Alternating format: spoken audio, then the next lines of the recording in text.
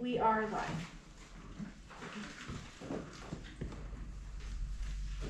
I'll start Zoom. Is Zoom fired up? It is about to be.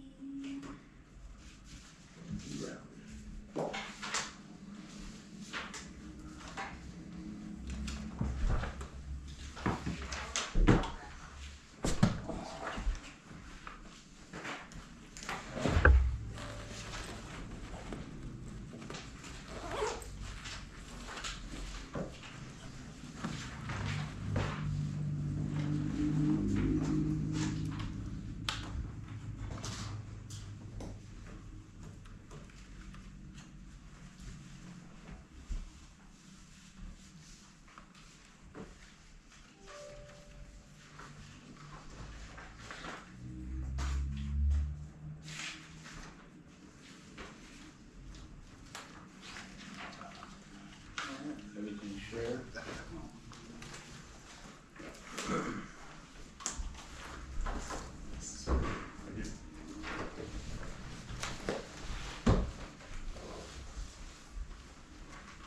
So three Zoom's working? I believe it is, but it might be only running off of the computer.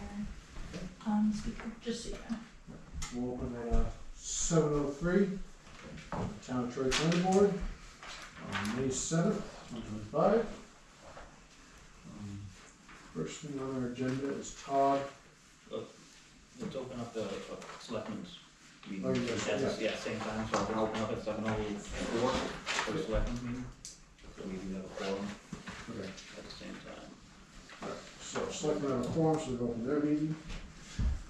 So we have a joint meeting tonight. And then is Todd, is it Horner?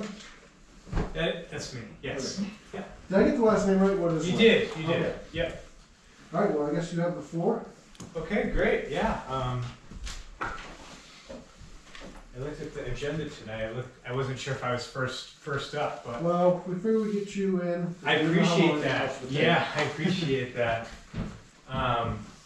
So good evening, everyone. Again, my name's Todd Horner, Executive Director at Southwest Region Planning Commission. And Carol reached out about a few weeks ago and mentioned that you all are doing some work on, or considering doing some work on a master plan update. So I think that's what I'm here to talk to you about. So it might be helpful for me just to understand where you are in that process. So we're kind of started the process. We did a couple surveys, kind of get the idea going, but we're trying to figure out what the next step for us is, whether we either hire someone, if there's outlets out there for us to, dive into the, because obviously none of us here have done it before. Yep. Other than Carol, she can provide guidance. We're trying to figure out what the next jump is here, whether we're gonna outsource, try to do it ourselves. Okay. She said you were very knowledgeable, and so we figured we'd have you come in, kind of tell us what you can either help us or point us towards. And Yeah, I certainly can lay out some options, and I brought a little handout here that lays out what a master plan is, and who's responsible for developing it, what's the process. I might skip over that part Yep.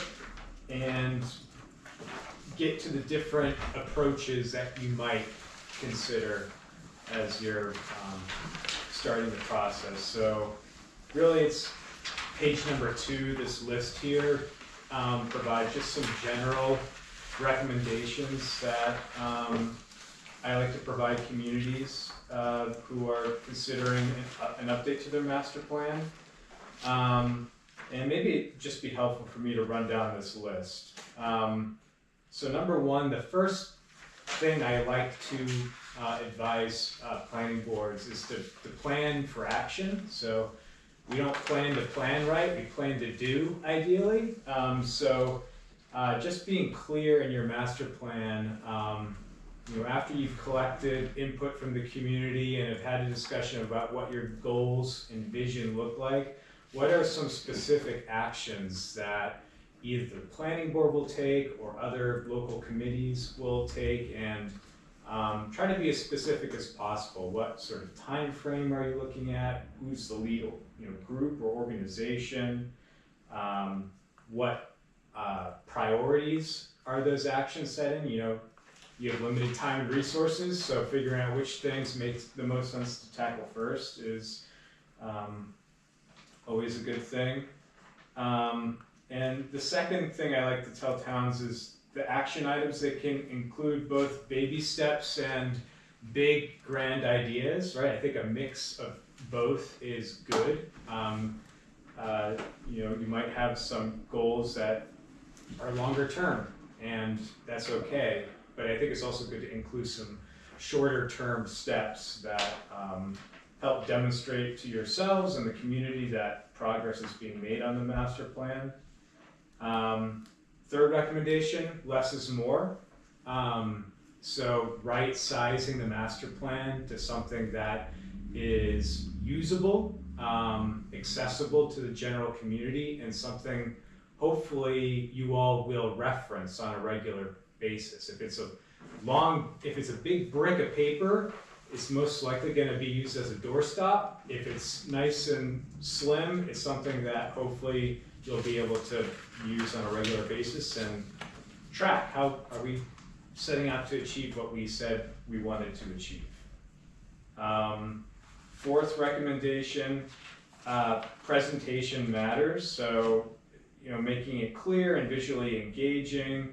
Graphics really help tell a story, and summarizing the plan in something that's really digestible for the general public. And along with identifying actions, it's also good to celebrate accomplishments that the community has made in recent history. So that could entail looking at your previous master plan and identifying, oh, we actually did check that box and we have made progress, and really celebrating those wins is a great thing to incorporate into a master plan. Number 6 on this list, using the master plan as an opportunity to facilitate conversation across municipal committees or departments. So a good example of this is we're actually working with the town of New Ipswich right now on their master plan update, and I'll be going down there in a couple of weeks to have a conversation with all of their department heads at their department head meeting to talk about things like community facilities, investments the town wants to make, priorities that might span different departments in the community. So it's a good opportunity to have discussions like that. And similarly to making connections among people, making connections between different plans that might have been developed recently, either the previous master plan or the natural resources inventory, for example, that the Conservation Commission has developed, or a capital improvements plan, just making sure that all these plans that the town might be working on relate to one another. And then last on the list here is engaging the community through a variety of tactics. So you've already used one of those tactics. You've put together what I think is a pretty comprehensive survey, a lot of good information in there. Community forums, focus groups with department heads, for example, different stakeholder groups in the communities, or other ways to foster that conversation that will ultimately serve as really good material to incorporate into a master plan. So those are just some general recommendations. I can provide some guidance on the different ways towns approach updating their master plan. There's no set recipe. There are different ways to go about doing it. But any questions so far? Given that we kind of knew all that, so what do we do next? We have an existing master plan, we've looked at it, it's not like, oh my god, it's terrible kind of thing, and we've done some surveys and taken input, and this is the second year, third year we've been, Second, at least, yeah, we're going into the third. it's going into the third year, so, you know, I think, as a community, we're looking for, like Kyle said, and now, what do we do? Do we hire a consultant? Do we hire Southwestern? Do we say, geez, that was fun, and just go back about our merry way? So we do work with communities on master plan updates on a consultant basis. What that looks like depends.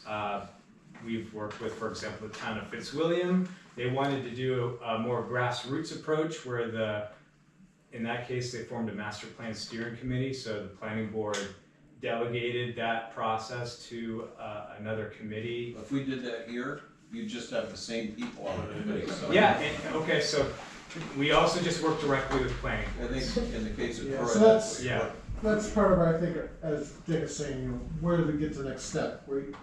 One of the reasons we're going so far is we get sidetracked with other business. Right, So now we're trying to figure out how can we get this ball finished rolling? So we're kind of like, is there help out there for us? Do we need to keep trying to, Yeah, is there a cost associated with that, is, you know, and what does we're that trying to look figure out how we like? can get this next step and finish it up. We seem to come to the conclusion that while master plan is good, maybe we should pare it down smaller. So in the future, it's always easier to work with some smaller, because I think it's like It's, 212 yeah, pages. we have the brick you discussed. Yeah. So that's been part of it, was like, do we get someone on board to go through it for us and give us a recommendation on how to shorten it to start with? that might be like the first thing to do is have somebody look at it and edit it and say, And then from there, once it's smaller, maybe it's easier for us to add the survey stuff to. well, and I think that for the most part, our master plan it has functioned well. And so, you know, it's not that, oh my God, it's terrible, it's 20 years old. I think it is required to be updated every so often. Yeah, I think probably. that's part of it, and I don't think I we're mean- gonna deviate far from the overall goal. I think the community still looks, you know, would appreciate a rural, quiet, you know, environment, and that's very much what the current master That- plan says. You know, Walmart's not moving here, General Motors isn't gonna build a plant here, there's no airports going in. It's pretty much, our options for massive change are relatively minor. So it's more of a tweaking, guiding kind of thing. Yeah, so it could be an iterative approach where the first step would be we could review your existing master plan, review the input you've received from the survey, and provide you with a marked up copy of your existing master plan with recommended revisions. That would be the most simple way of approaching. That would be a logical next step. Yes. And so are there costs associated with that? Is there, you know? Yeah, what I would do is I would develop a proposal that the planning board could consider that would lay out exactly what we would plan to do and the cost associated with it. And the other question that I would have is, in light of all of the massive legislative changes that may or may not be coming out of Concord, should we wait and see what happens? Well, For that will impact more your zoning Yeah. than your master plan. Okay. Yeah. So I don't think it will impact your master plan. So you're suggesting a proposal to SWRPC saying, hey, we'd like you to review it, make cliff notes, can you pare it down, and here is our survey results. So we would develop a proposal Oh, for really? you to consider, Okay. and the costs that we estimate to be associated. So the planning board would write you a letter and say, can you give us a proposal? Sure, or you could, based on this conversation, we would be comfortable doing that. I mean, it's fine. If that's what you would, if I you'd think like to that's see what- one. I think we would love to see one at this Okay. point, because Okay. And even if we I don't wanna like push it, it off at to least say- we know we Yeah. don't like. Yep, there you go.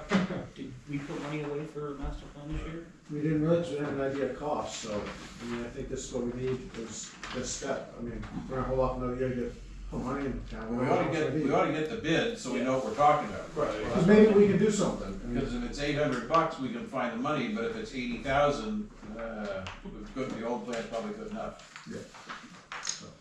yes, I think the board. It won't can- be 80,000. Or 800. Somewhere in the middle. Yeah. So I'm in favor for it, so I don't know if you need a motion for We need a it. motion, I mean, does everyone agree we should ask them for a proposal for bid? Yeah. There'd be no reason not to, yeah, in my opinion, right, right, it's just, it's more information. And we really need the bid to figure out the other half, let's say, the cost. If this Right. cost isn't in the budget this year, at least now we have a number to move forward with. That's the biggest issue we had. We didn't have a number to put forward for a budget, so Or to know if it's even feasible. we need feasible, yeah. So, yes, the board would love if you could give us a proposal. I have one question. So that's like one model of working with us. Is there like the next step up where you do a little bit more work, a little bit more data collection, What et I cetera? will probably do is include a few different options or phases in the proposal. Makes sense. Yeah, I know we reviewed some other towns that were simplified and pretty good, and, you know, again, if ours is very similar, much of it is outdated, but the overall intent, I think, is the same. Yeah, maybe we can shorten it up to a much more digestible version, and that might save money or not, but yeah, that'd be great. That's exciting. Good stuff. Do you all have any other questions for me? I think so, actually, looks like we got a correspondence from you about you guys are updating your bylaws. You should Yes. Give us a brief rundown on that since you're here. Sure. The bylaws, it's so just, I don't know if everyone's seen that letter, but we're updating, at the planning commission, we're updating our bylaws, which govern how we operate as an organization, as a way to be as fully transparent as possible. We sent out letters to all of our member municipalities, both planning boards and select boards, inviting any comment folks may have on the changes. They're frankly not major, they're more clarifying what we already have on the books. So they're primarily an administrative change. They're not radically affecting really anything that impacts how we work with our communities. It's kind of like us updating some of the zoning to meet the state type thing, stay within.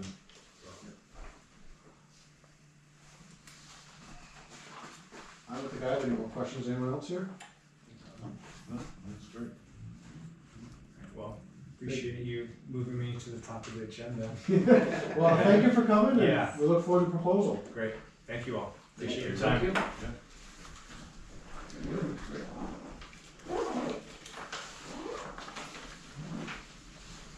All right.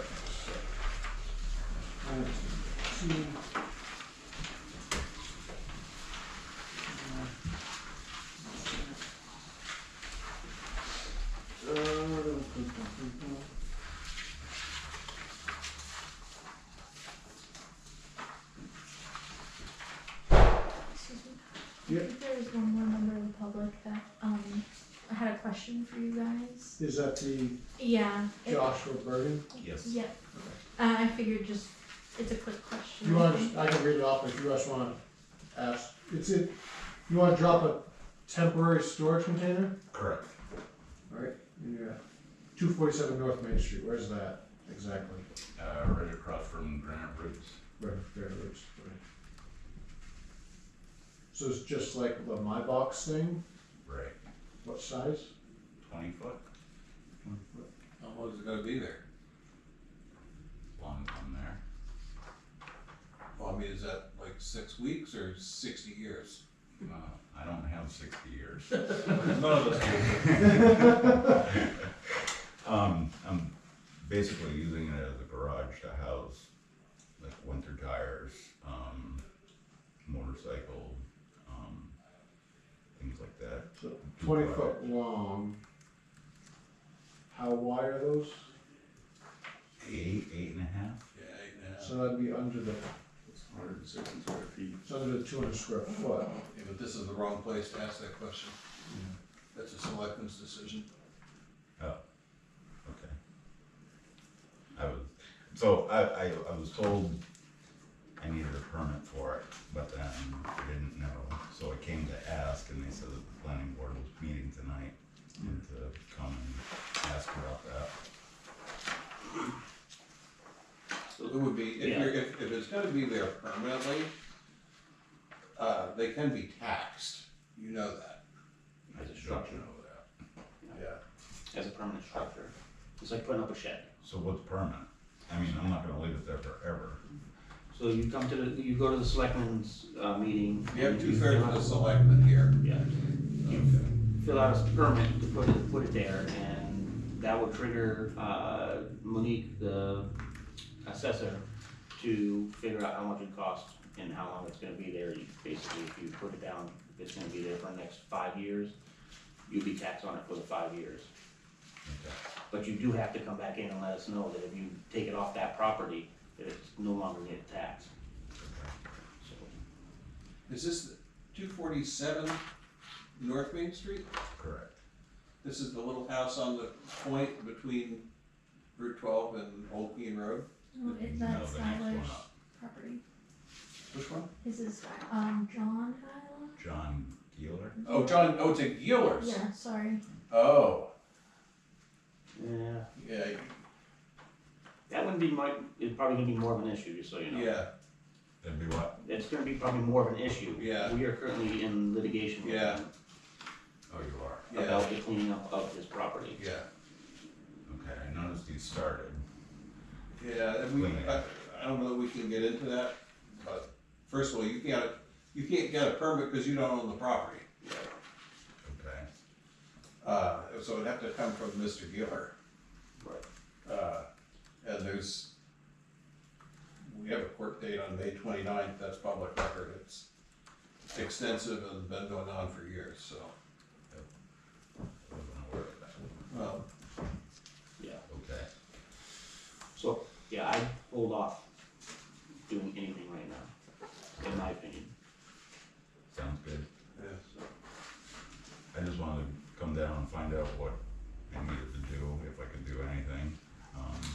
I think it's an interesting topic because you can buy storage containers and my assumption would be that it'd be treated as a structure because it was over a certain size. right. Yeah.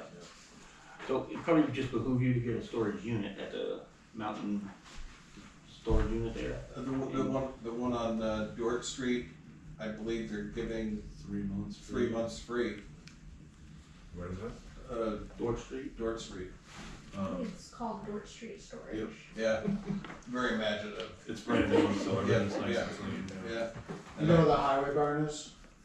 Yes. That's that street, it's right before the Right. highway barn. Right past that, yeah, Okay.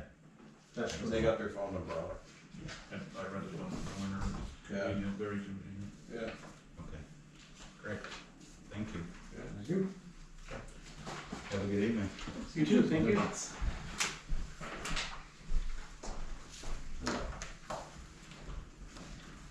Do we have any meeting minutes from April 16th, or am I just losing? Yes. Oh, April 16th. I have April 2nd. Oh no, I'm so sorry. I printed out. Hold on. I'm gonna print you guys the right meeting minutes. No, you don't write. No, that's the right, wrong that's the date date on is it. wrong at the top, yeah. They are I the right agree, minutes. because I read Yeah, through them they and I'm are. like, yeah, this is last meeting, that's why. Okay, Yeah. I'm sorry again. Yeah. So- First thing in the minutes, scribner's error, the date. April 16th, not the 2nd. So, one goes my mind. Or maybe I did, but not here.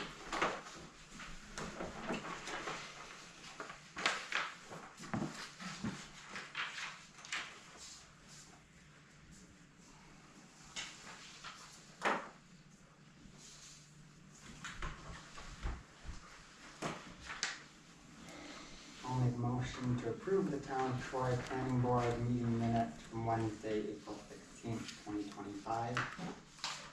I'll second that. Any discussion? That's as amended. As amended for the date. All those in favor? Approving minutes as amended for date? Aye. Opposed? Abstains? Perfect. And looks like we have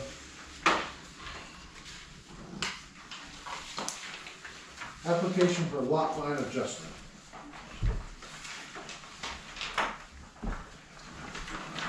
This was noticed, wasn't it? It was. There's no sheet to read off like we normally do, or it's because it's a lot line? Oh, I'm really sorry. Apparently I didn't add. I know the neighbors got the letters because they called me. I do have the notice. Let me go get you one.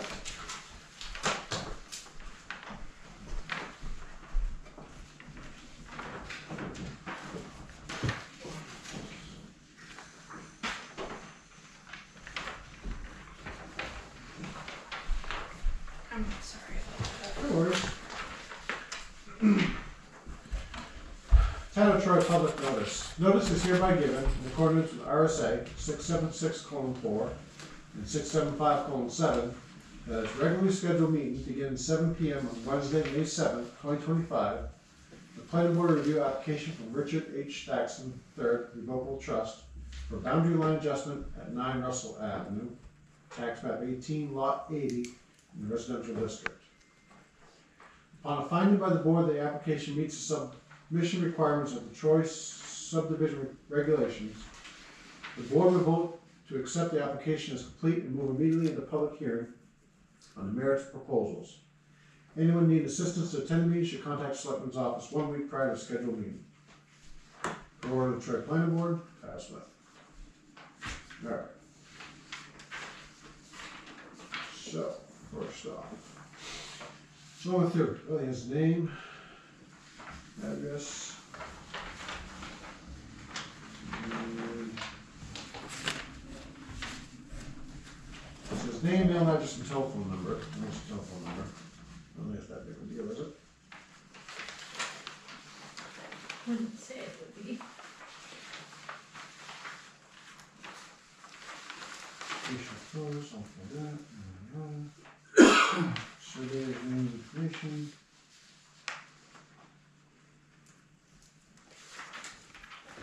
It's unpaid, I think. Yes.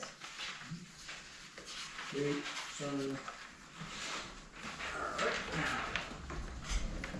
Subdivision checklist.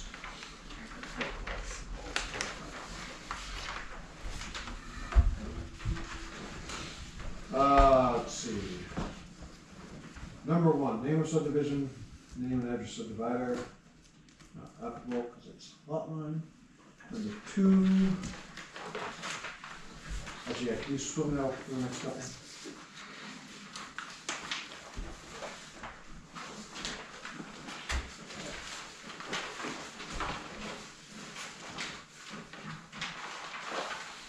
Pass that down.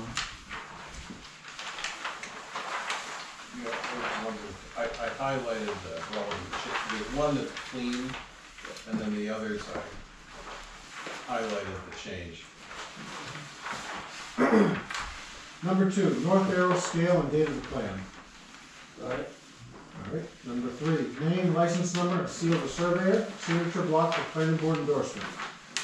Well, that's there, but he didn't put his seal on it because he wanted to wait for the approval. Yep, that's fine. Condition of survey stating tolerances that are met for the survey of tract, parcel, or lot following New Hampshire Land Surveyors Association guidelines. Owner certification? Yep. Names of abutting subdivisions, streets, easements, building lines, and other facts regarding abutting properties. Yep. Locus plan showing zone designation. Yep. Number 7, boundary survey including bearings, distances, and location of permanent markers. The survey shall be conducted according to standards outlined by the Hampshire Land Surveyors Association.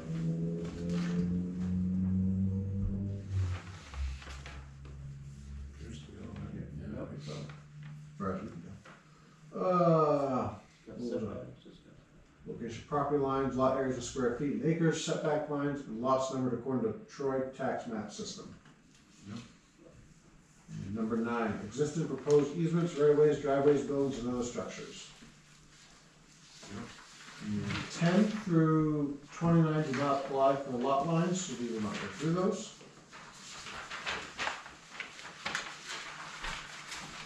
Driveway permit, is in there too. Yep. Just like that. Excuse me. I'll make a motion to accept the application as complete. I'll second that motion. Any discussion? All those in favor, please say aye. Aye. Opposed? Abstained? Alright. You wanna just give us a quick Sure. rundown? I think you've all got a copy of it in front of you. On the ones that are highlighted, so the existing, I live in 9 Russell Avenue, I'm moving to 5 Russell Avenue. 9 Russell Avenue is green, 5 Russell Avenue is red. If you're driving down the street and you go, what is he talking about? The current property line between the two properties is highlighted in yellow to the pin and then dashed blue lines back out to the street. Basically runs right down the side of the driveway. My proposal is to move the property line between them and increase the lot size at 9 Russell Avenue and reduce the lot size at 5 Russell Avenue. And the new lot line would be 20 feet off of the side of 5 Russell Avenue. That is the minimum as we understand it. The pink lines, if you're looking at one that's highlighted, are the locations of the new driveways. John has agreed to these, and so you may wonder, why is he doing this?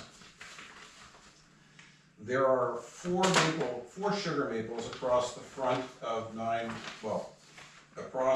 there are 2 in front of 9 Russell Avenue and 2 sort of stranded over here at 5 Russell Avenue. And so primarily it will be to make 9 Russell Avenue a better property with a better understanding visually of where the yard is. And losing that small triangle of land is of virtually no consequence to 5 Russell Avenue because the lot is so large relative to the other lots in the neighborhood. That's basically all it is. I could simply do an easement over 5 to 9, but I really don't think that's what I want to do, and I can go back 30 years as a real estate agent and selling 9 Russell Avenue, what is now 9, it used to be a different number. There was always confusion about where the lot line was because this triangle of land looks like it goes with 9 Russell Avenue, but it doesn't. It's sort of this stranded side yard of 5. So since I own them both, I wanted to fix that. And I think the whole neighborhood will actually look better by making that move. That's really what it comes down to. I can answer any questions about the land, the lot, anything you'd like to know about it, but you know, neither lot is conforming now, so conforming to current zoning. 9 Russell Avenue will be slightly less non-conforming, and 5 Russell Avenue will be slightly more non-conforming, although it actually is still the largest lot on the street. Well, Courtney's, Lisa Baxter's lot may be larger, but not much. So, that's it. I'm happy to answer any questions. I don't think I have any questions. Does anyone else on the board? Carol, you see any issues? No, I reviewed this when Dick first submitted this, and we talked about the the zoning board issue, and I believe you went to the zoning board in the meantime. Well, I've talked to him, but I haven't been there because I haven't been here. Ah, okay, so the ordinance allows a non-conforming lot to be made larger, even if that doesn't make it conforming. So that would apply to lot, 9. yeah, to 9, but it doesn't allow you to make a non-conforming lot smaller, so that would need a variance from the zoning board. Yep. So your choices tonight would be to approve this conditional upon Dick receiving that, and so of course the plat would get signed until he came back with the approval from the zoning board. Yep. And that's the simplest thing to do, really. I see no issues with doing that way. I mean, you're reducing that one lot by 0.05. Correct. Or a couple thousand square feet maybe? Maybe. Yeah.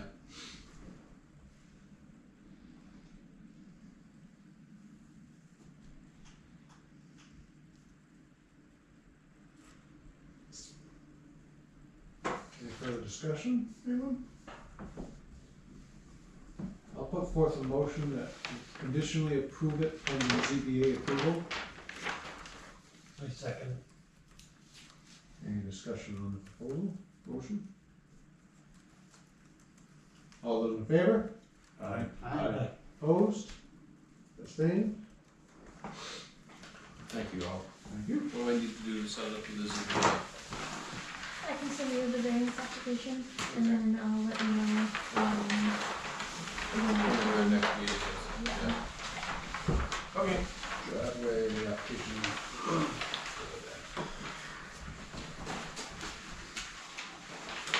All right. Looks like we have a flow chart.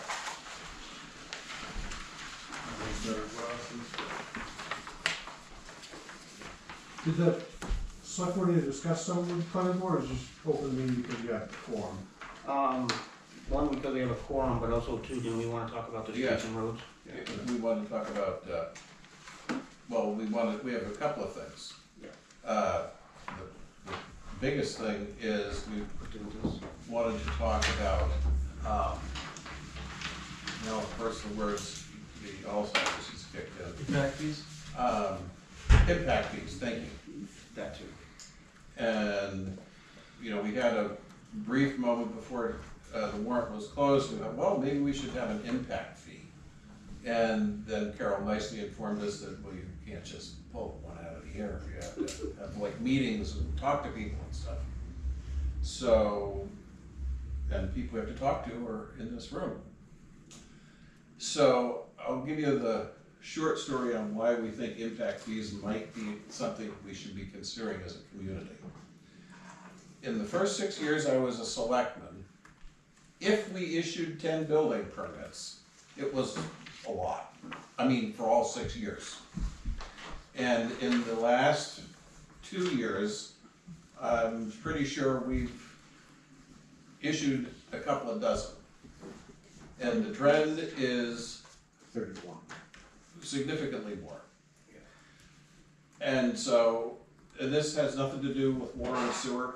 I mean, if we see a new project is up at the end of Memorial Drive that just did, as an example, that's actually, I forget how many units it is altogether, 15? 5, 10? I mean, what was it, 3 duplexes? 3 duplexes, Oh, 5 duplexes. something, that's 5 duplexes. Right. That goes See, fine. so that gives you 10 units. And actually, when Chad was in here talking about it, he's the one who said, well, if there's an impact fee, I'm used to paying them. And there is an impact on the community, a financial impact of non-recoverable costs that I think are reasonable to consider. There is an impact on leaving water and sewer out of it. You have a police impact. You have recreational facilities. You have use of the town common. You could just go through the whole list. EMS costs. So if we're gonna start building a dozen or more houses a year in Troy, we might wanna think about that. And I'm not sure how they would be structured, but, and there, you know, when you look at the trend in statewide or region-wide in housing, for years, literally for decades in Troy, we have tried to decrease the number of units per building. And now the trend in the state, for sure, and the region certainly, is to increase the number of units per building. So if we are going to, at some point, be mandated or choose to increase the number of units, if somebody wants to come in and build a 4-unit apartment building, I would argue that that's 4 units. And the impact fee should be applied to each unit individually. It's not a single building. And then we have the potential for proliferation of ADUs under existing law, assuming the ADU law is not amended, which doesn't, it appears it may be. So all of those things would be relevant, and the demand for services on the community, you know, how do you get that? I mean, the answer is impact fees. It's a, you know, method tested, time approved methodology. And Carol, is there a set of rules on how these are determined? Sort of. Typically, well, first of all, there are a couple of things that you have to have before you can even adopt an ordinance. Sure. One is a master plan, a little fuzzy on whether or not that needs to be up to date, whether or not working on a master plan update would qualify as having an acceptable master plan to support a CIP is a question we can explore. Yep. The other is a CIP, and I believe that you do update your CIP every year, so that's critical. So typically what happens is the planning board develops an ordinance that goes to town meeting just like zoning. Yep. But associated with that is a fee schedule that kind of, I had just an example here from Plastow, where there is a specific cost that is assigned for every type of construction, every building permit that's issued. So for residential, for non-residential. The challenge here is, and it's not a challenge, it's a money question, is that you need somebody to develop that fee schedule for you. And that can be costly depending upon how many things you want to include that you want to be subject to the impact fee. If you want to cover everything the law allows you to cover, you know, you would be talking some big money. I talked to the consultant who does a lot of this work, and he mentioned that he and his colleague just did a study to develop such a schedule for a town, only looking at one issue, and that cost them $10,000 to develop that, because, you know, it's a lot of work to do that. There is an alternative that I have seen, and I have not yet been able to track down how this actually works. There are several towns that, instead of using a schedule, they have a statement in their ordinance that says basically that the fee shall be a proportional share that's reasonably related to the capital needs. But I haven't been able to find out how or who calculates that. So that's something that I will continue to try to. Would that be a DRA question? No, I don't think so. That assigns the planning board, when someone comes in with a proposal, then they somehow figure out. Other ordinances I've seen, they just calculate what the cost of the project is, and then that's how they figure it out. But I'm not comfortable with this because I'm just not familiar with it. I'm accustomed to having a discrete fee schedule that says exactly what that money is going to be. Yeah, that's pretty squirrely. It is squirrely. Because if I come in and I say that my job is gonna cost $350,000, and you say, okay, we get 1%, and I give you my $3,500, and then I have cost overruns and it's $550,000, do do you come back to the, Yeah. do you get another 2,200, or we That's good? a good question. I actually contacted Francistown and Bentown in our region. They're two towns that use this language. It's Yeah. exactly the same language, so I don't know who prepared this for them. So I asked them in Francistown, so how does this work?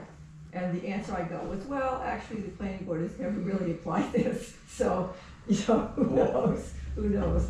The other thing to consider, aside from the money for the schedule, is that, and you may know this already, Dick, is that you have to use that money to do the improvement within 6 years. Otherwise, you have to give it back with interest. So that can be a problem if you're not bringing in enough money to actually do the work that the fee is intended to offset, and the town doesn't have the money to, make up the difference. Then because you're holding it in a separate account all of this time anyway, so it is accruing interest, and then you have to give it back. So those are sort of the high points that I. Can you send us the RSAs that govern this, Mhm. and then we can, maybe the planning board and the select board can read these and. I think it's something- I'm looking at Dover's just for, I mean, Yeah. obviously So much what do different the than us, fees but- go towards? Let's say you, This might explain that. So the way Dover has theirs set up is they have it broken down into 4 categories: recreation, police, fire, and schools. And then for a total impact fee. And it's just based on single family, townhouse, 2 and 3 families, 4+ unit things, manufactured housing, accessory dwelling, apartment over non-residential, 55 and over restricted, 62 and over restricted, and then it goes into residential uses, and then it's price per square foot. Mhm. Probably because it's a lot more straightforward than that. The commercial, sure. Yeah. Oddly enough, the single family detached home has the highest impact assessment. That's because that's where all the kids are. Right. So, yeah, and the highest, cost is obviously in schooling, and then recreation, and then police and fire is below that. And then again, in the 55 and over, police and fire fire gets incredibly higher. There must be some sort of metric around that, Yep. a statistic around that, but yeah, so that means to me that those are going to 4 separate accounts, and within that 6-year Mhm, time yes. frame, you have to Yeah. pick a project and have it. so they have to go towards a project like that. They don't go into the budget of those. Well, if you have a budget for, if you have a budget for the fire department, and you're contributing, you have to buy new, however your CIP is set up, then you would take that money and feed it into presumably the fire department is in that CIP, and that money would go towards that. So the impact fees go into the CIP for those departments? I guess that's my question, where do those fees One go? way of doing it, yeah. Well, Yeah. they sit in a fund until they're expended, and they get expended for whatever component of the town facility or service it's been assigned to. So if it's for road improvement, then you're repaving a road and you've got the money, or if you name a specific road. It would be, or you would say, it goes to paving roads or replacing curbs, then it's that, let's say it was $10,000 to fix the curbs around the common. So we fixed the curbs around the common, we've collected $2,000 in impact fees towards that, fine. And the other $8,000 comes from general taxation. So it's still used to offset Yeah, the project, which is in your plan. but my question is, so it's aimed at projects, not for general budget? Right. So like fire EMS? Other than the fact that those things are also in the general budget, Yeah, but you're offsetting your costs. It's just like when we do the road, when we go with a road budget and we say, well, we're gonna spend $100,000 on the roads, but 50,000 of that's gonna come from the block grant. yeah. So we'd still have to have authorization to expend. We're gonna spend $10,000 on the curb around the common, but 2,000 of that's coming from the impact fees in the CIP. That's the way you would pull it out. So it goes to like town improvement projects?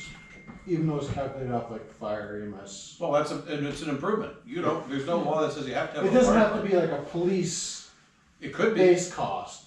If you label it as such, it would be. Yeah. Yeah. Well, that's what I'm trying to figure out. Does it have to be specifically labeled? Does it go into the general fund? No, calculate we off have to those? label, we have to identify the things that we're collecting the money for. Yes. We can't just say, which was actually what I originally wanted to do, give us $1,000 and we'll figure it out.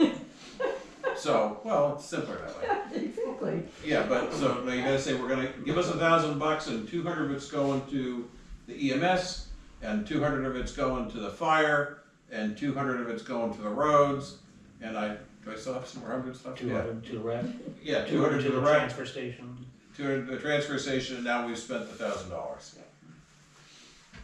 That makes sense. Does that fall under the selectmen's purview to keep an eye on that? Or who would that fall under? Because we gotta make sure to keep an eye on that so we don't pay it Well, back. I believe we would be the, what do they call it, to expend? Agents to. Agents to expend. Yes. We'd be the agents to expend, but it's, the fees are set, I think the two boards would work together to say, this is our plan. Yeah. And then it actually goes forward to the voters in town meeting. Right. We Right. can't just whip it up in this room. Yeah. I mean, we can, but, And it Well, we can vote be- on the plan, it just has to be right, approved. right. So you can set it up so that that could be assessed at a subdivision level, which here would probably not make sense That makes because no sense. mostly you get subdivisions and the building doesn't happen right away. Right. So assessing it at the building permit stage makes the most sense. Right, in my former life in Maryland, when we did a subdivision that had 176 lots in it, we charged a front foot benefit fee. It was literally based on how many feet of, well, we didn't, the county did, I was on the other side of it. But Montgomery County charged, if you had a 150-foot lot, which there are no 150-foot lots in Montgomery County, but if you had a 35-foot lot, that was $200 a foot. And if you had a 100-foot lot, it was $200 a foot, but you paid more money. So that's, the front foot benefit was allocated that way, and the benefit was you've got a curb in front of your house on a paved road. But that's one of the ways the county collected money. Understanding that the county government in Maryland is the local government. Well, we now learned on that, so. I think it's something that offset revenue or help revenue coming in and offset our budget, and I think it would be a good idea, in my opinion. Well, it goes to capital expenditures, which are the parts that all small towns have. We struggle to just keep our heads above water and just, keep the lights on. How do we ever get the other stuff? So Dover's, did it say a percentage, or like, did it give a cost, just so we kind of know what we're bringing in? I mean, obviously Dover's a big town. Well, I'm assuming that's what Carol was talking about when they had to hire someone to figure that all out, like what is, Well, just because what is other each towns person- are charging for impact fees, so. we Oh, kinda so, know. I'm looking at the RSA now, but what it was like, for recreation, we'll just use a single family one, that's the one I remember the best. Yeah. It was like $1,600 for, recreation. The police and fire was relatively low, I think it was like 3 and 4 respectively, and then the school was like 6,800. Yeah. Single family home had a total of like just over $8,000, so. Was this Dover or Dover? Dover. Which is a lot bigger. Right. But I mean, they took time to figure it out individually, and it just shows, school. Yeah, but a quarter acre lot in Dover is $400,000. Right. Or he's not too far behind. I'm just trying to think of the numbers, what is it actually bringing in, Right. Or in theory, what could it bring? We probably would be aside Dover, because we're. Well, and again, if we do 24 houses this year, that would be a lot. Yeah. But if they do 24 houses this week in Dover, they go, oh, it's kind of a busy week. Yeah. So it's relative. Yeah. Jeremy's from over there. He knows all those places. Curbside pickup, and you still have to pay for your bags. Yeah. So, I guess from the select board's perspective, if Carol can email us the rules on this, a copy of what did you send? Was it New Ipswich you had? Oh, Plastow. Plastow, so it's Plastow, and Dover sounds interesting. If we could get copies of that and everybody can take a look at it, then we can get our thoughts together and maybe we can see what, we have a little time, Yes, but, you know, the warrant closes next February, so we've got like 8-9 months. it'll be here before we know it. Yeah, that's that way of happening. So you'll forward that, did you forward that stuff to us too, already, or no? I did not, but I will. I don't think you forwarded it to us either, did you? No, that's just gonna.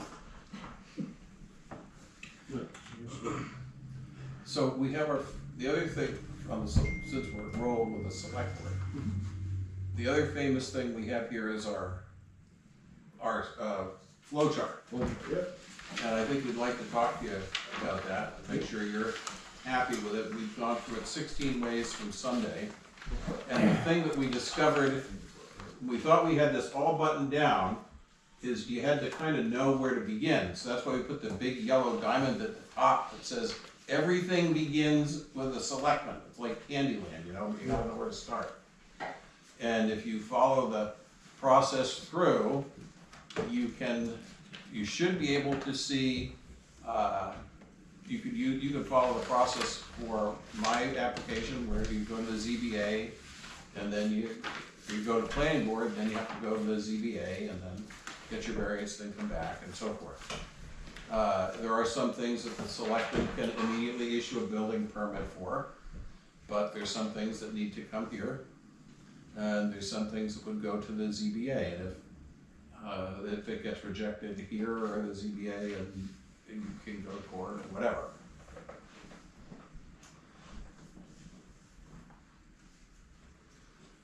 I'm using my phone as a magnifying glass. Sure.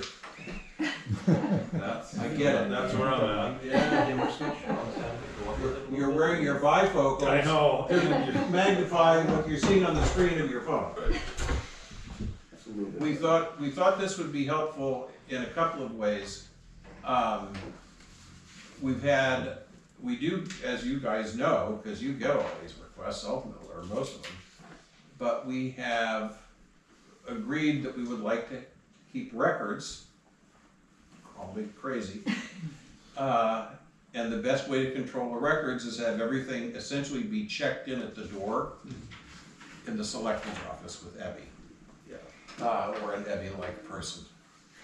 And assigned a number so that we can track it through the whole system.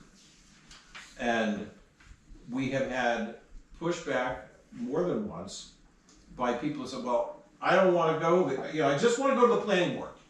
We'll use Mr. Tran as an example. He just wants to come in here and have you do stuff. Well, that's not how it works. You need to go through the system. So we were hoping that this would be simpler, or maybe not more systematic. If it isn't simpler and it isn't clearer, it's at least consistent. I think it's consistency is the key. Well, and that was where we felt we were actually, our downfall was a lack of consistency. And I think while I'm not one to worry about litigation, I do think that you jeopardize or put the town at risk when you're inconsistent in your application of rules. And so if everybody walks through the door and everybody gets presented with the same set of rules and everybody goes down the same path, then nobody's got anything to complain about. Or everybody has the same thing to complain about, but at least it's consistent. Consistent, yeah, consistent I think is the key. And So obviously I'll put down a template too for as volunteers change, whether it be the board. That's correct. Be the board. that's correct. You've got how many new members? 2 new members here? Remember, yep. So they're going, I do. We get this blown up so we can actually, Well, it's bigger and actually put it on the wall, so when I people. think come once in- you nail it down, which it looks pretty darn good, then you can make it aesthetically Well, appealing. through the magic of computers, we have that ability. This is the fun size to fit in your package, but we can make it, I can take it to Gem Graphics and have it printed out a 24 by 32 or 32 by 48 if that's what we like. But, if you don't see further glaring errors, and frankly, if we don't like it, we can change it easily. It's not a crisis. But we need to get with it and start passing this out and making it available to people. Unless you guys think I otherwise. think it makes sense, I can follow it. I like it, it's easy to follow. Okay, put that in your packets now, What, this is our 15th. At least the 5th, I think it's more like a 15th. it's, we, There were some that you didn't see. oh, yeah. Yeah. Well, I saw Amanda making them. Yeah. It's Well, no, before she was here making them, she was making them in the, yeah. At the office. Yeah. She did better than I did. Uh, No comment. When you get the finalized copies, does it make sense to maybe just send the copies out with the Troy communicator? that would be a good thing to have one. I think, Yeah. like a little pamphlet, like the 81, just Yeah. maybe one of these. Yep. Yeah, I think that's not a bad idea, Kyle. I hadn't thought of that. If anybody's If it's into not- writing articles, they could use it, otherwise there Yeah. might not be one much longer. Well, there's one. You know, it's so funny because you look at the one for Fitzwilliam or Marlboro. Marlboro looks like the phone book. Yeah, everybody in Marlboro writes an article. How many left-leaning loonies can you put in one thing? But they're all there. See the issues? Yeah, I think that's what I would do, put a Troy communicator, get it out, Yeah, that's a good idea. everyone sees it. What was the other third thing we had? So we wanted to talk about the streets and the roads as well for like, Oh, right, next to the bakery and, right. Prospect Street. So we have a Okay. meeting. Before you go to that, can I just, there's some exceptions to this, I think. How are you thinking of dealing with exceptions? What would be, give us an example. Like this week's zoning board, it was an innovative land use, so the zoning board doesn't deal with it. It has to go right to the Superior Court. So doesn't happen very frequently. Well, that's in there, so that means the zoning board turned it down, or chose to not decide, but I would assume they would have to have turned it down. Because Is it that doesn't, the appeal? so that's your appeal to the Superior Court. Yeah, I don't think they have to, I think it jumps the zoning board. I don't think they have to go, technically. I You're think talking they, I think they they did, do. they did, they did have Because to. they have to do it. have something to. Right, they have to have a reason to petition the court. Right. I don't think the law says that, though. I think the law says that if it's an innovative land use control, it's appealed to the Superior Court. Well, since, Probably doesn't hurt, I'm just saying. well, by the same token, the ZBA could say, yeah, we think that's within the scope. They can, whatever they can, then somebody who doesn't like it could, of course, petition Superior Court. Could, But the right, tradition, right. so my answer to the question is, if you have something that's off the chart, it's off the chart. But normally the process is you go to the ZBA would either accept it or reject it. And Right. if you don't like your rejection, then you always have recourse to Superior Court. Yeah, the only thing I want to make sure of though is it doesn't screw up their time frame, and I don't know. Now, is that a I can state look into thing or is that a town thing? What are you talking It's a about? state thing. State. So this is kind of like town level, that's what I'm thinking. This is just a process thing. There's no time, I don't think there's any timetables on it. No, I'm just saying if There's somebody, some dates on this, there's some if it, timing on if it took some time to get to the ZBA Right. and their time to get to the Superior Court. Well, they have 30 days to petition the Superior Court from a ZBA hearing, and then whenever the court puts it on its docket, it could be like the 12th of never, or it could be the next day. Right, I'll look it up. I Yeah. just want to make sure that Yeah. we're I not. agree. And the other one, I guess, is the State Housing Appeals Board, that people don't have that option of going there. Well, that would be for, what would that be for? That would be for wrongfully implemented zoning. I think it's for a variety. I think it could be for a building permit too. I think there's a variety of ways to get to the Housing Appeals Board. Well, So this is kind of, when I'm thinking, this is like for, someone walks in, wants to get an application, to Right. build something. I think you're talking about the side where if it doesn't go their way, they don't like it. this is, Which they have to go through this whole process first to get to that point. right, you'd have to come in and, so we had to. That's how I'm seeing it. Right. Yeah, I agree with that. This is real work. I agree. I mean, it can be fixed, yeah, but I think it's in the category of if we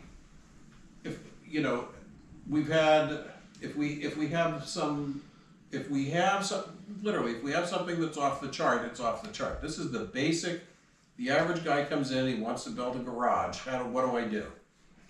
We have the guy that comes in and he wants to put a storage trailer on a property he doesn't own. The real answer is he should have come to the select board's office, and we would have taken up and we would have told him, you don't own it, so first of all, you can't do it. You have to get the owner to do it, and then we could go from there. Yeah. No, I agree entirely. Keeping it simple is really important. Yeah. But maybe there's a note or an addendum or something for just a few of the We could put a footnote in that says something like there may be other legal options not covered on this chart. This is designed to be a basic Yeah, or flow even, chart for town Because the issue of processes. trying to cover the legal side is, legal side could be on every single one of these points. Right, If they don't like the road agent's answer, you could have a legal case there. that's You- true. You don't like that they're sending you to this board, then legal case there, I mean, yeah, no, I was just thinking if there's a few big ones that are exceptions, it might be worth, not changing the chart, but it might be just worth calling about. Well, Like the yeah. one that happened this week, Matt, at the ZBA. The one you I think, think that this chart would be sufficient for The, that VBA This was, couldn't act on it, but this was the Lennox. Clemente. the South Street, Clements, is that? Clemente. Oh, yeah, Clemente. oh, okay, yeah,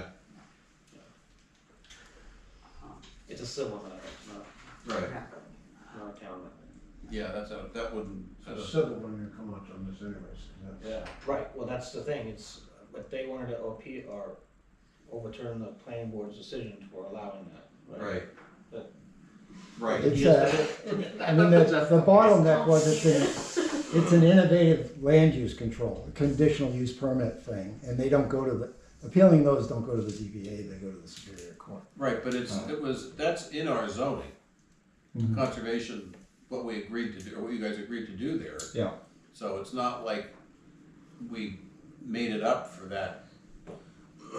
No, it's just they applied to the ZBA, and then they got to the ZBA, and the ZBA says, this isn't us, we can't do it, Right, go to the next step. right.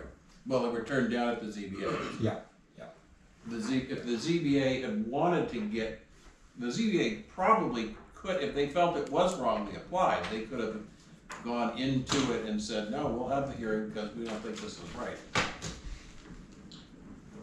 And then you could have the whole argument whether they have authority to do that or not. Right. All of which, if you stick around here long enough, you will. Oh, no, I know there's a lot of exceptions, I was just, We'll pass it. Yeah, we're just trying to get the guy that wants to build a 2-car garage in the back of his lot. We're trying to give him where do I go with this for? no, I think it's a great. You could and I don't- argue that whole thing started with the orange one, appeal from administrative decision, but it turned into something else. Yeah, no, I don't wanna complicate it, I just Yeah. was thinking of, are there a couple of exceptions that we might wanna call out, but I agree, it's fine. It's good.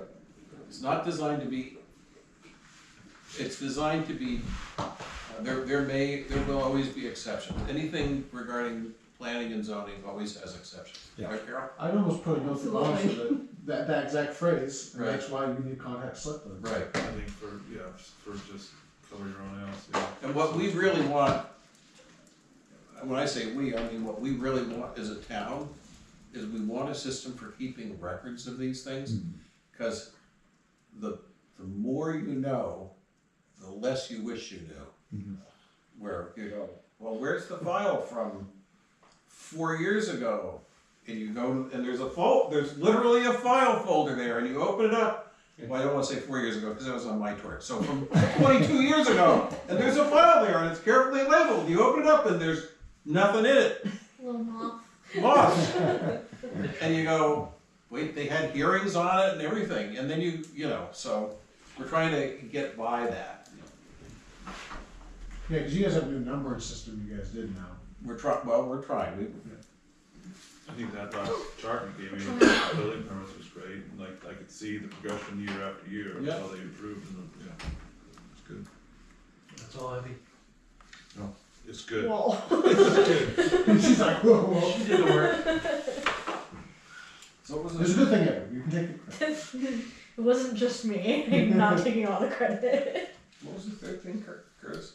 The roads. Oh, So when we have that, it's not really a hearing, it's just a public notice at the upcoming selectmen's meeting. Is it in June or is it May? 29th. 29th, a week break.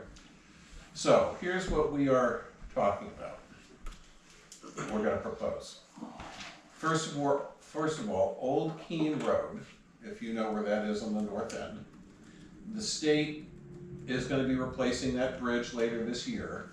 And while they are replacing that bridge, we are agreeing to close Old Keene Road's entrance into Route 12. Because the alternative is to have a 15 light carousel to make it so that you can come out of Lawrence Road, come out of Old Keene Road, come out of the driveway across the street and switch. If you recall how complicated it was just getting down up Route 12 through Webb Depot, when they did that, which was far fewer roads involved. So the simplest thing there is to close Old Keene Road temporarily. That's thing one. Thing two is you have a similar situation where Prospect Street comes out at by this bridge, when they do this bridge. However, the difference there is what we're proposing there is that Prospect Street be made one way from Route 12 to the top of the hill, where it is 8.5 feet wide, and that it remain one way to that point and then be two way from there down. And we would, we would do appropriate signage and then put a stripe across the road where it says do not enter one way, we were coming out past the ledge. And then the third thing is Depot is really not wide enough for the service that it provides.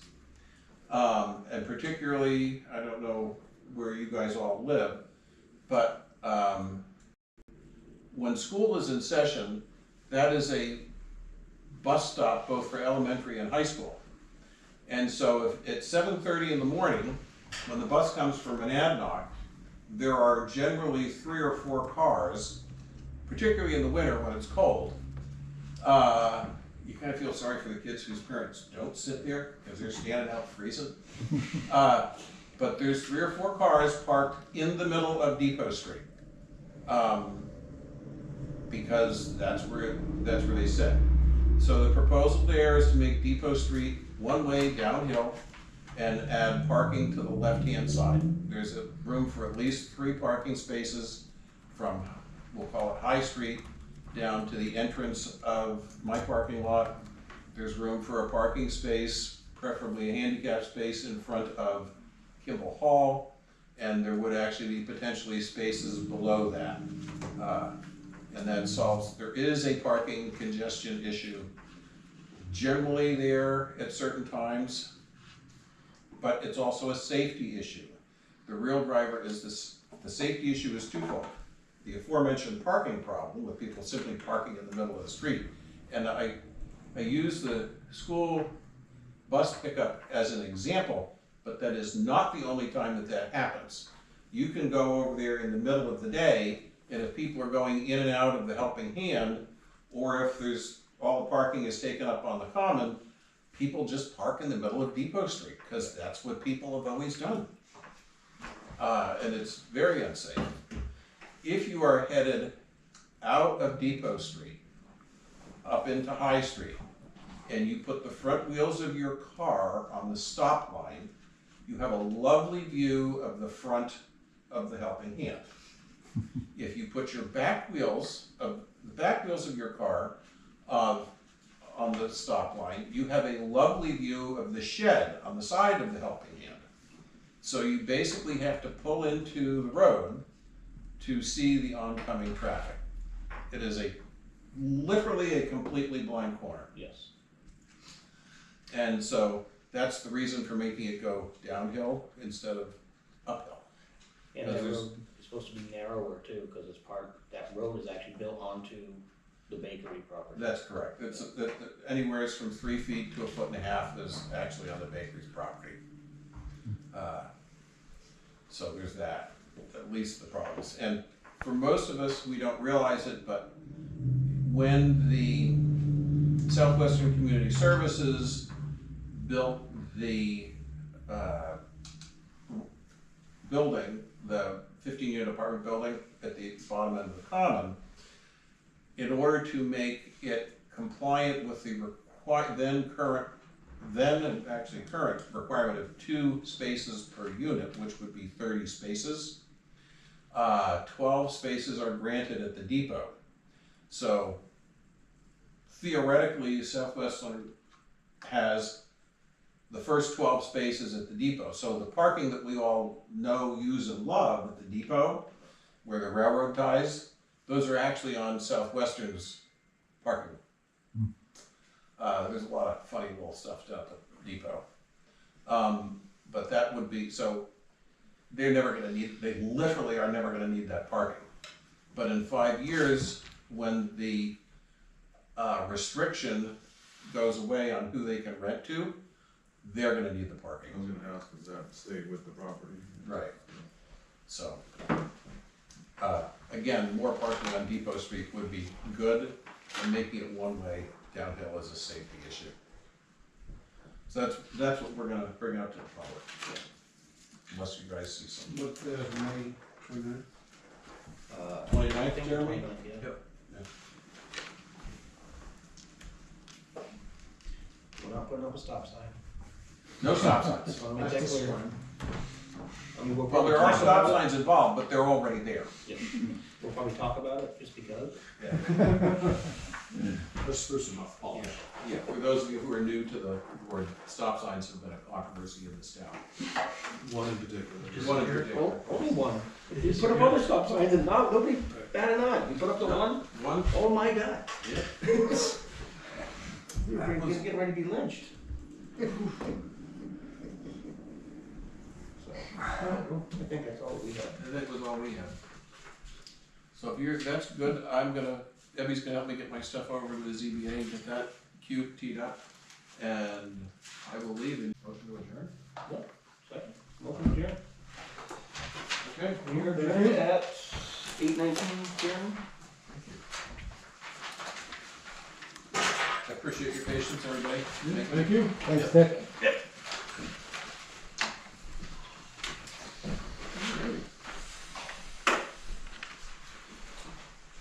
Minutes, Todd, Paxton, had Slepton come in.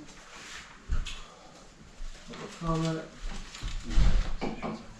Upcoming training opportunities, is that the email you shared? A while back?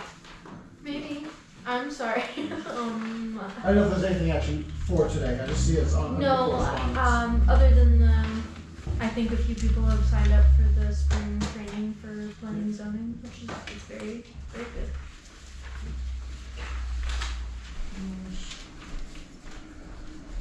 So, 2025 work program. Master plan survey and promotion, looks like we're gonna wait for the proposal from Southwest. Kind of looking forward to that. Hopefully that's something we can actually do that this year. Just make the stuff and sharpen the pencil fun one. Bill tracker, I don't think we have anything there. Road safety, Dick just went over. Did I bring it up here, about putting in for the grant again to do the flashing light then? Was it this board I talked about it, or is it the select board? You mentioned it. In here? Mm-hmm. So I don't know when the time frame is for that grant, Complete Streets grant, if they're still doing that or whatnot, but, I think if we can just find the old grant that how it was written up and copy it but change with the destination and we have to price match it for next year. I'd like to get a flashing light up on the north side of the common or on the common. North side of Common, where's the north side of Common? So there is a crosswalk that goes across, and people do not, I mean, You talking about from the church up there? yeah. Okay. So When you there's, said Common, I was thinking like right at the bridge. oh yeah, no. So you're talking North Main Street, Yeah, North Main Street, right after Minimark in front of the church, that, yeah. okay.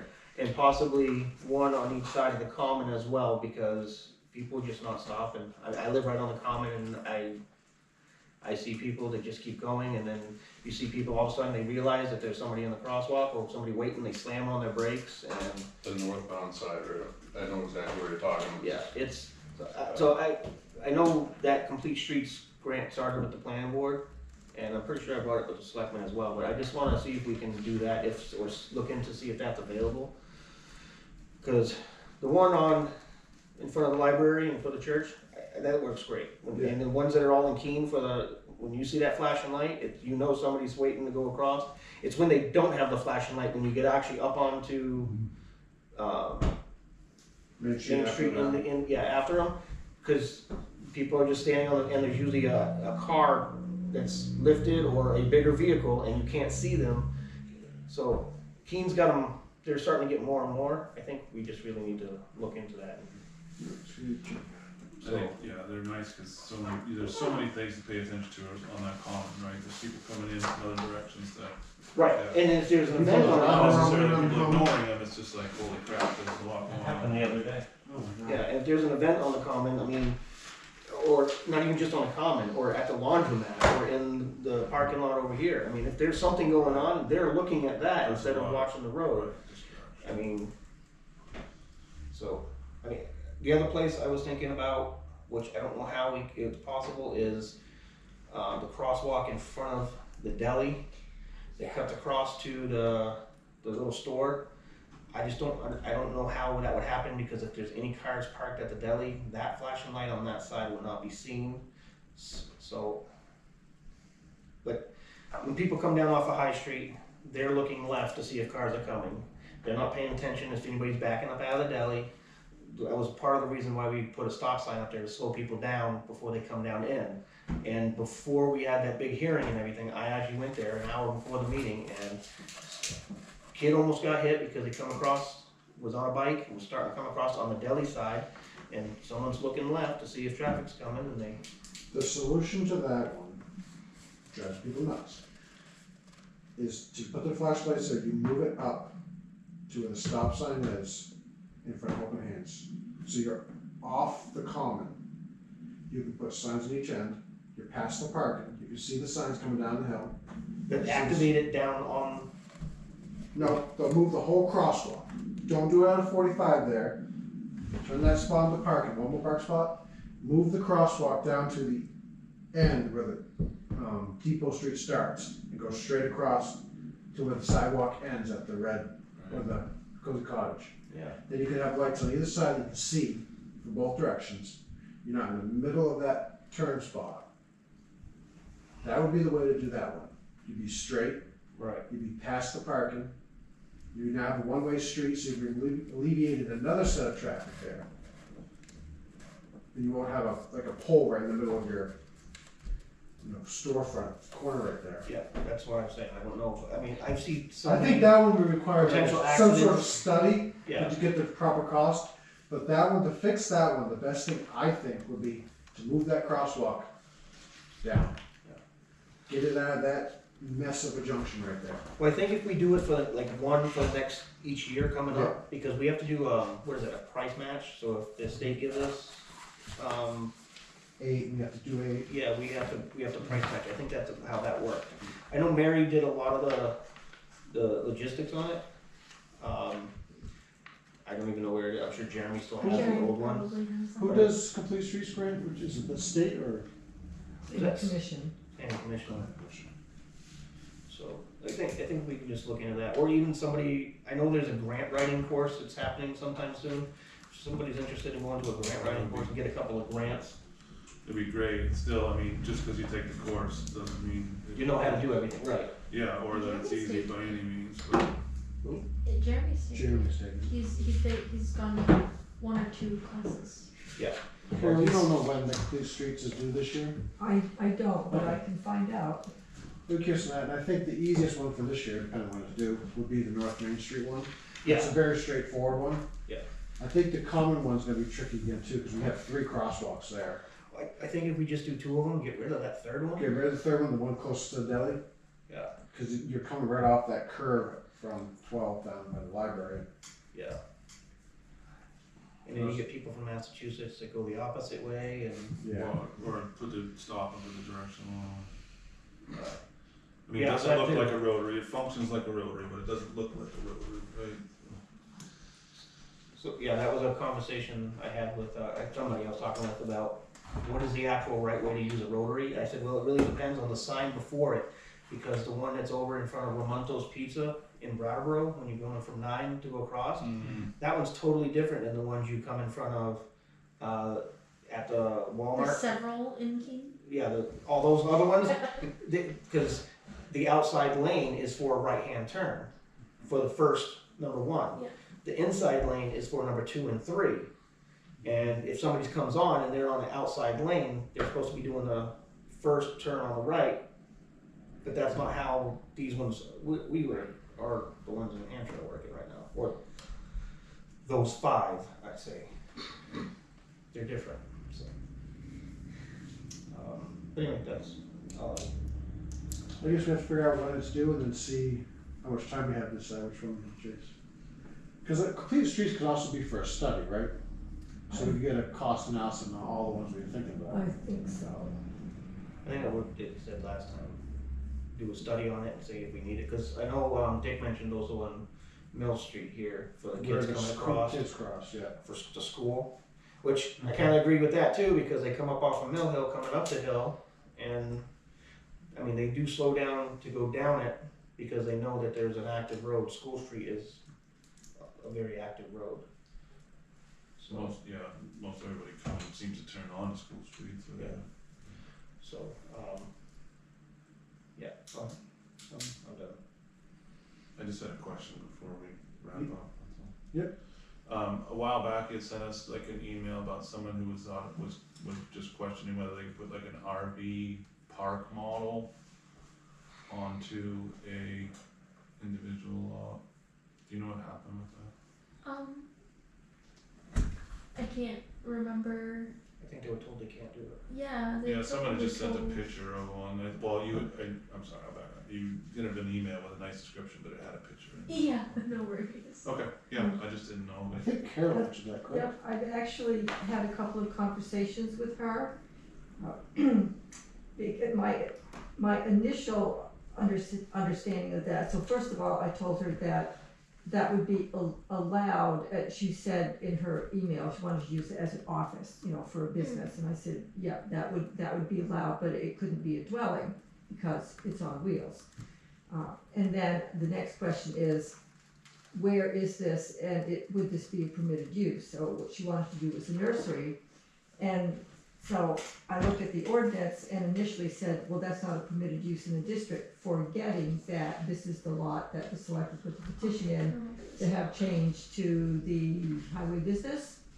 So, yeah, Yeah. so Right, once or like, I had figured out my mistake, I called her back and told her that there would be a permitted use in the district, but the issue with the park model would still stand. And she asked about how that might possibly become a residence, and I said, well, you'd have to, take the wheels off and put it on foundation. But whether or not you could live there and have the business, that would require a special exception to have 2 principal uses on the same lot, or it might be considered accessory to the principal business. But anyway, she had not yet bought the property and was undecided about what she was going to do. And she did actually call me back a week or so ago, just to say that she was still thinking about it, and, just hadn't made up her mind yet, so that's the latest. Yeah, I was just wondering, because when you read through like what we consider a manufactured home, it would have to meet some requirements, but I would assume that would fall in some of those as far as width and length and square footage and. Manufactured home have to be high powered. Right, but mobile and manufactured are considered the same in our ordinance. But if she took the wheels off of it, then it's just a little house. Right, as long as, right, Yeah. that would have to be 320 square feet. Okay, that was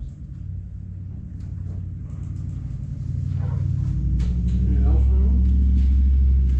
Ron? I know Jeff mentioned of flow chart that we don't have anything for change of use. Not, is there nothing that require permit, but could require a site plan review.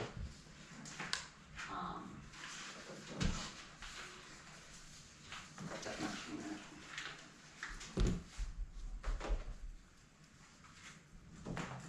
So change of use on like a lot to,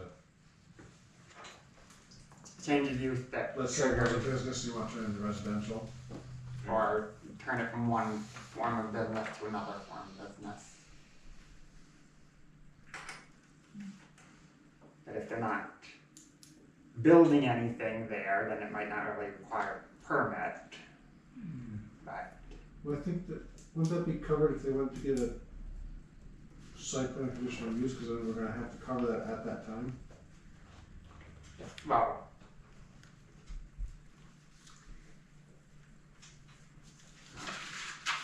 Again, I think it's kind of meant to be an overview of kind of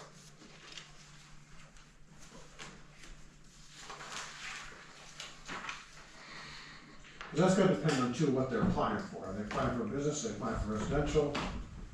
Any change of use would trigger a site plan review. Yeah. Any- I don't know if it being transferred to a single family residence that would require change of, site plan review, because we don't, Like from a multifamily to a single. Greater use, a change of use for something that's more than. I'm not sure. Well, that's when you start getting into like the nitty gritty. So let's say building permit types. You're gonna want to put a single family residence dwelling on this lot. Let's say it was a business. They go to board of selectmen with the application, board of selectmen will be like, well, it used to be a business, you have to do a change of use. So the board of selectmen will cover that when it comes to them. If, let's say it's a residential lot currently, a house, and they want to turn it into business, they have to come to us for site plan and be like, well, while you're here, unfortunately, it's a change of use. And then it gets covered by the boards when that application Yeah. gets to them. yeah, but if it's But an we're, existing business and they are transforming it into a different category of a business. then it get covered when they come in to do whatever they're doing for permit. Problem is Well, where there you put it. wouldn't necessarily be a permit associated with it.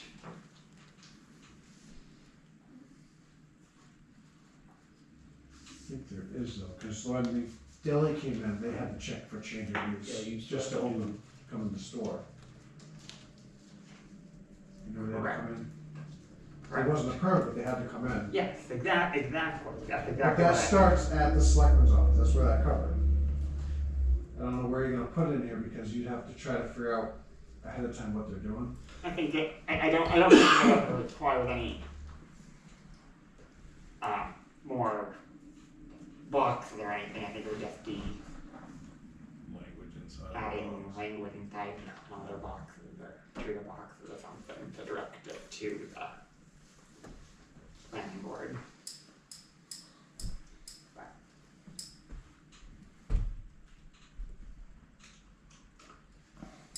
that's all. I think we've had one change of use in the last, 9 years? Yeah, the other issue is too, you don't know. So you drop down, start your application summons office, determine permit type needed. Drop down to building permit types. Depending on which way they go, we don't know what the property currently is. Technically, both those need that note on there. Cause you don't know. You follow, drop down, selectmen's, drop down to determine building type needed, drop down to building permit types. If you go right, non-residential, commercial, multifamily, could need a change of use. Do you put it there? Or do you go left, residential, solar, single-family dwelling? Depending on what the property was before, you could put it there too. Or do you put it in both spots? If it didn't need a permit, you wouldn't even make it down to that line. Yeah. That's only permit. That's the thing. So, but then where do we put it? So it has to start at the selectman's office. That's what I Just think. keep it there, this way, start at the selectman's office, at that point, the selectman's office will determine where it needs to go next for a change of use. I think this is a good overview for right now. Any one change of use and, Yeah, I don't think that's an excuse to not cover it, but And then, I think that's what's. I mean, we have, like Midtown Auto,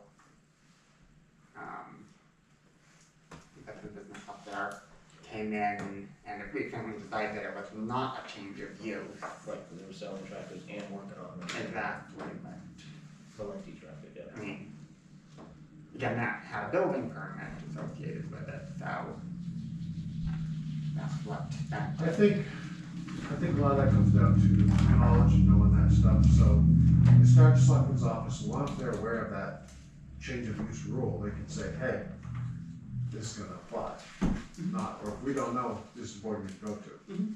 I think I think this flow chart, I think we're looking at for our use, the flow chart, we need to make sure, we're making this for the general public. They're not gonna understand what change of use is, they're gonna get confused, go, what is that? You know, let's say you don't know anything about zoning, when you see change of use, what is that? I wanna change my kitchen to a bathroom, I need a permit now? I think what we're trying to avoid is someone Confusion. using this as a document to say, well, it's not on here, and then arguing with the rest of us, so I think that maybe a disclaimer at the bottom. I that think says disclaimer, this does not this is just a cover- generalized Right, guidance to where you need to go. does not But cover. all small- inquiries start at the select board. Because the problem is if you try getting two, like Jack's thing, your thing, you get those three on there we talked about. You missed a couple others, Exactly. well, now, you didn't have them on there, so I mean, I think you need to keep this as simple as possible in general, so it's easier to say everything else, there's still other stuff, this is general. That covers everything without excluding anything. Well, if we have a little disclaimer bond, we're not fair what disclaimer is. The other thing is, I think we want to keep this simple because this is for general public. Yes, absolutely. We're looking at this really fine tooth because we know all these little things. Makes sense to us to add it, but let's, remember when general public, put too much out there, they'll be like, well, not just mad, just a little confused, and the less confused they are when they come in, the easier it is for every or anyone to help them. I mean, if they come in and say, hey, I need building permits to go something's office. We go in, they go, well, I saw change of use, what is this thing, what is that thing, what is conservation? I think if we just keep it simple, when they come here, it'll flow. So that's my thoughts, and I think just keep it as simple as, there you go.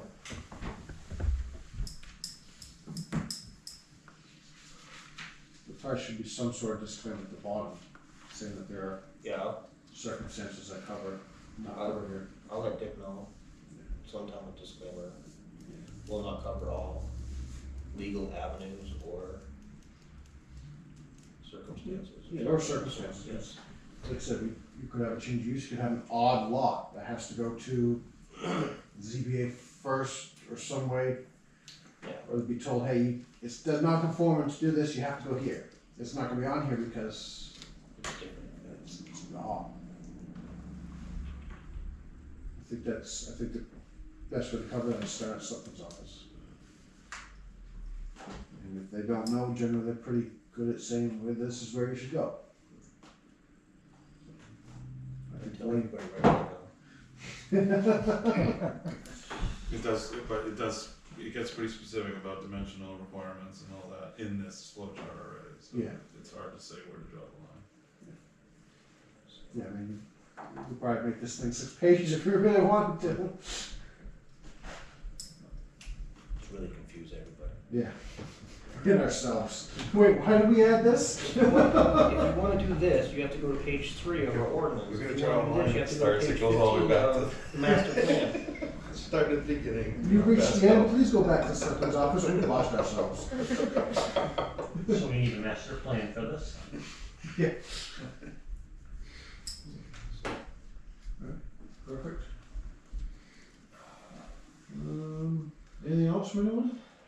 The selectmen, just for a quick selectmen's update, we are not meeting on the 15th, because myself and TJ are gonna be out of town. I'm on military and TJ is gonna be out of town. So we're meeting on the 29th for our second meeting of May. And at that time, we're gonna be going over, like an informational, that road thing that Dick was just talking about. So.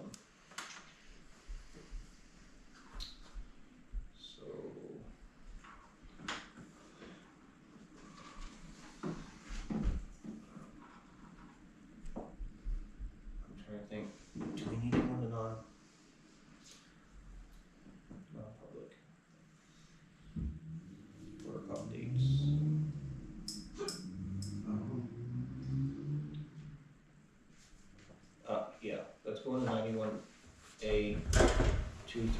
legal? 91A23 under legal. So with the public meeting work first. Oh, yeah, do you wanna close the public hearing part? I think we would close it, right, or, No, no? we did, but I'll say it and close public hearing at 8:42, just to make sure we're safe. And you have to vote to go into your Yeah. non-public. Yeah, it's a roll call vote, Roll call. so, yeah, we need to go into non-public, So so. 91A23 for legal, roll call votes, step in, Yes. state your name. Oh, Jack Gittens, yes. Did you make a motion? I'll make the motion, Second. yeah, I make the motion, I'll second. Jerry Dixon? Yes or no? Oh, what did it? You say your name and then say yes, if you wanna go into it, or no, Oh, if you don't want. Jerry Dixon, yes. Kyle Smith, yes. Jacob Landry, yes. Chris Hopkins, yes, Matthew Meacham, hey. Michael Clark, yes. so.